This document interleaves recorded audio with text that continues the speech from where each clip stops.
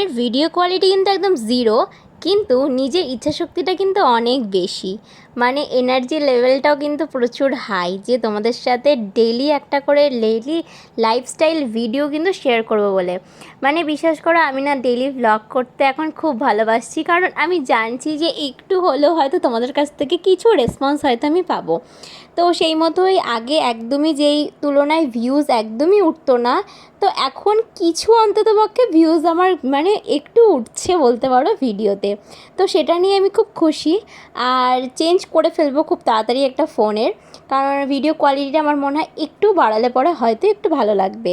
তো দেখো, আজকে আমি কাজে যাওয়ার সময় এরকমভাবেই রেডি হয়েছিলাম, প্রত্যেক দিনকার মতন যেভাবেই হই, তো সেইভাবেই কিন্তু স্কিন কেয়ার করেছিলাম।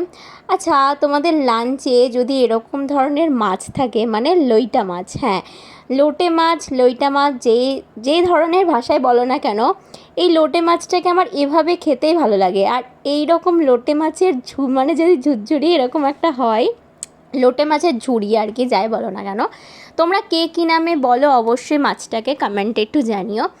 মানে এরকম মাছ যদি হয় লাঞ্চের, হয়তো এক থালা ভাত মনে হয় ওটা দিয়েই শেষ হয়ে যায় আমার।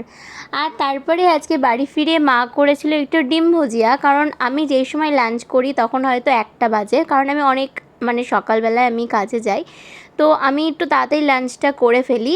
তো তারপরে আমার প্রচণ্ড খিদে লেগে যায় বাড়িতে এসে, তো তাই আর কি মা আর কি করেছিল আজকে ডিম ভুজিয়ার সাথে রুটি। আর তারপরে প্রত্যেক দিনকার মতন খেয়ে দিয়ে আমার যেটা কাজ, এই যে আমাদের ছোট্ট ছোট্ট বাড়ির মানে বাচ্চাগুলোকে একটু আদর করা। আর বিশ্বাস করো, ও না আমার থেকে আমার মায়ের কোলেই বেশি ভালো থাকে।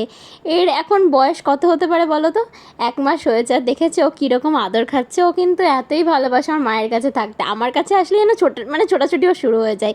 আর তারপরে প্রত্যেক দিন থেকে একটু মা তেল দিয়ে দিচ্ছিল। সো আজকের মতো এইটুকুই, দেখা হবে নেক্সট ব্লগে। সবাই কিন্তু খুব ভালো থেকো, টাটা।